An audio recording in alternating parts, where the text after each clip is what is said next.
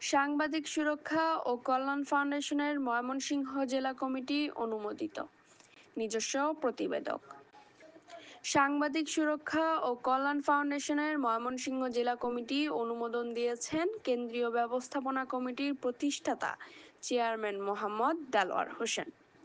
শেখ আলী হোসেন রনিকে সভাপতি ও মোহাম্মদ শামদানি হোসেন বাপ্পিকে সাধারণ সম্পাদক করে ১৩ সদস্য বিশিষ্ট এ কমিটি ঘোষণা করা হয়।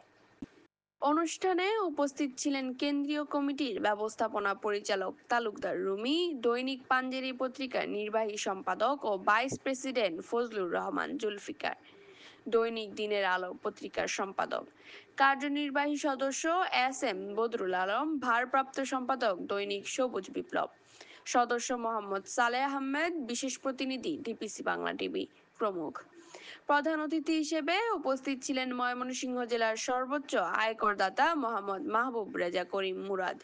উদ্বোধক ছিলেন অধ্যাপক শেখ আমজাদ আলী, সভাপতি governing body Nasirabad college Mymensingh.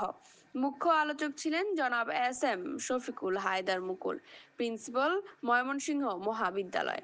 বিশেষ অতিথি হিসেবে উপস্থিত ছিলেন জনাব মোহাম্মদ ইকরাম এলাহি খান, বিশিষ্ট শিল্পপতি ও সমাজসেবক, জনাব Ekhlas Uddin Khan, principal Mymensingh commerce college, জনাব Mohammad Zahid Hasan, Sadar sub registrar Ashfaq Uddin Ahmed, principal Maijbari technical and BM college, জনাব Mohammad Shafiqul Islam Khan, officer in charge Kotwali model thana, জনাব লায়ন মোহাম্মদ ইউসুফ আলী রিমন, প্রধান নির্বাহী সম্পাদক দৈনিক উন্নয়ন সংবাদ, পরিচালক Amira housing limited, member Bangladesh crime reporters council, জনাব মোহাম্মদ আবু সাইদ ফরহান, সাংগঠনিক সম্পাদক ময়মনসিংহ দক্ষিণ জেলা যুবদল, জনাব জয়িতা তনু, সভাপতি সেতুবন্ধন কল্যাণ সমিতি, জনাব আশিকুর রহমান, যুগ্ম আহ্বায়ক বৈষম্য বিরোধী ছাত্র আন্দোলন ময়মনসিংহ জেলা শাখা।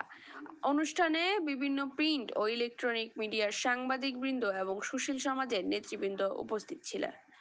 DPC Bangla news.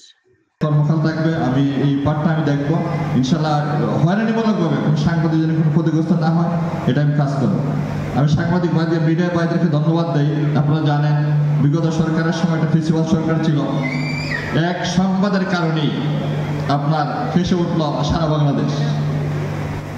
এক সংবাদের কারণেই আপনার সারা বাংলাদেশ ফেসে উঠলো। আমি সাংবাদিক ভাইদেরকে, মিডিয়াকে ধন্যবাদ দিই। এই ইস্যুটা যদি না আসতো হয়তো আরো কিছুদিন আমাদের জন্য অপেক্ষা করতে হলো। আল্লাহর তরফ থেকে ইস্যুটা আসছে, এই জন্যই আপনার এত বড়টা দেশ গর্জে উঠছে, দেশ আন্দোলন হচ্ছে, আপনার প্রিন্সিপালে পতন গেছে। বেশি দিন মানুষ অন্যায় করে থাকতে পারে না। অন্যায়ের মানুষের করলে একটা আল্লাহ বলছে যে মানুষের ছেড়ে দেয়, ছাড় দেয় না। মানুষের দেখা যায় যে প্রতিটাই আপনার বিদেশ সফর করে সাংবাদিক সম্মান করতো। কিছু কিছু সাংবাদিকদের সংগঠনের ব্যানারের অনুষ্ঠান হচ্ছে, বলতেই হয়। তো আমাদের আসলে